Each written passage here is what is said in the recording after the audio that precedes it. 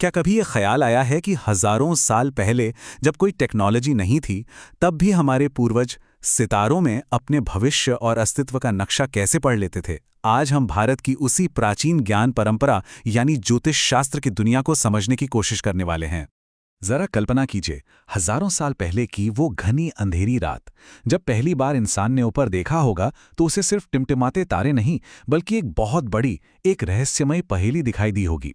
ये सूरज हर रोज एक ही दिशा से क्यों निकलता है? चांद का आकार क्यों घटता बढ़ता रहता है? क्या ये चमकती हुई चीजें बस आसमान में तैर रही हैं, या फिर इनका हमारी जिंदगी से कोई गहरा कनेक्शन है? जानते हैं, इन्हीं सवालों से ज्योतिष शास्त्र का जन्म हुआ। और इन्हीं सवालों के जवाब में भारत के प्राचीन ऋषियों ने एक हैरान कर देने वाला विचार दुनिया के सामने रखा। यत् पिंडे तत् ब्रह्मांडे। इसका मतलब है, जो कुछ भी इस विशाल ब्रह्मांड में है वही हमारे शरीर और हमारी चेतना में भी मौजूद है।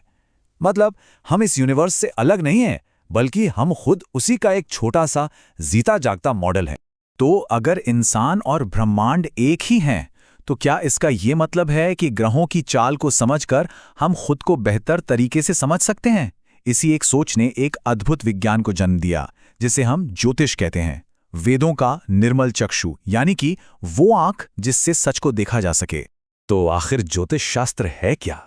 अगर बिल्कुल आसान भाषा में समझें तो ये ग्रहों और नक्षत्रों की भाषा को पढ़कर, उसे डिकोड करके सच को समझने का एक विज्ञान है। और इसका मकसद सिर्फ भविष्य बताना नहीं है, बल्कि जीवन के अंधेरे कोनों में ज्ञान की एक रोशनी फैलाना है। देखिए, इस शास्त्र का नाम ही खुद अपनी कहानी बताता है। ज्योतिष यानी प्रकाश और शास्त्र यानी विज्ञान। तो ज्योतिष का सीधा सा मतलब हुआ प्रकाश का विज्ञान, एक ऐसा साइंस जो हमारे जीवन के रास्ते को रोशन करने का दावा करता है। और ज्योतिष की जड़ें कितनी गहरी हैं, इसका अंदाजा आप इसी बात से लगा सकते हैं कि ये वेदों के 6 सबसे जरूरी अंगों यानी वेदांगों में से एक है। और इसे कोई मामूली अंग नहीं, बल्कि वेद का चक्षु कहा गया है, यानी वेदों की आंख, जिसके बिना ज्ञान को देखा ही नहीं जा सकता। ये ज्ञान किसी एक इंसान की देन नहीं है, बल्कि ये एक पूरी परंपरा का नतीजा है। ऐसा माना जाता है कि 18 महान ऋषियों और यहाँ तक कि देवताओं ने भी इसके विकास में अपना योगदान दिया। इस लिस्ट को देखिए। इसमें सूर्यदेव जैसे देवता से लेकर नारद, व्यास और पराशर जैसे महान ज्ञानी शामिल हैं। इन्हीं हस्तियों ने ज्योतिष के उन बेसिक प्रिंसिपल्स को स्थापित किया जिन्हें आज भी फॉलो किया जाता है। अच्छा, इतना विशाल ज्ञान, इसे व्यवस्थित कैसे किया गया होगा? ज्योतिष शास्त्र को मुख्य रूप से 3 बड़े पिलर्स पर खड़ा किया गया है, जो इसके अलग अलग पहलुओं को संभालते हैं। इन 3 स्तंभों को स्कंद कहा जाता है, और ये तीनों मिलकर ज्योतिष के पूरे विज्ञान को एक स्ट्रक्चर देते हैं। और ये तीनों स्कंद कितने अलग और दिलचस्प हैं। देखिए, पहला है सिद्धांत। ये ज्योतिष का प्योर मैथ्स और एस्ट्रोनॉमी है, जो बताता है कि कौन सा ग्रह कब और कहाँ होगा। दूसरा है संहिता, जो देश, दुनिया, मौसम और बालार जैसी बड़ी यानी कलेक्टिव घटनाओं पर ग्रहों के असर को स्टडी करता है। और तीसरा और सबसे पॉपुलर है होरा। ये सबसे पर्सनल है, जो किसी एक इंसान के जन्म के समय ग्रहों की पोजीशन के आधार पर उसकी लाइफ को एनालाइज करता है। लेकिन इन सारे सिद्धांतों और गणनाओं का रोजमर्रा की जिंदगी में क्या काम? यहीं पर ज्योतिष की असली उपयोगिता सामने आती है।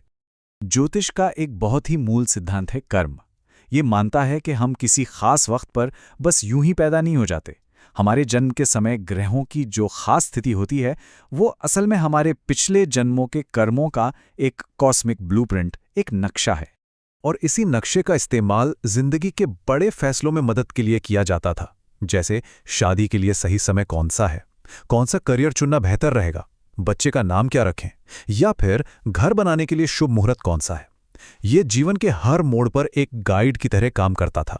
तो आखिर में सवाल ये उठता है कि ज्योतिष है क्या? क्या ये पहले से लिखी हुई तकदीर को पढ़ने का कोई जरिया है, या फिर ये ब्रह्मांड की विशाल घड़ी में अपने सही समय को पहचानने का एक विज्ञान है? शायद इसका जवाब इसकी गणनाओं से ज्यादा इसके दर्शन में छिपा है।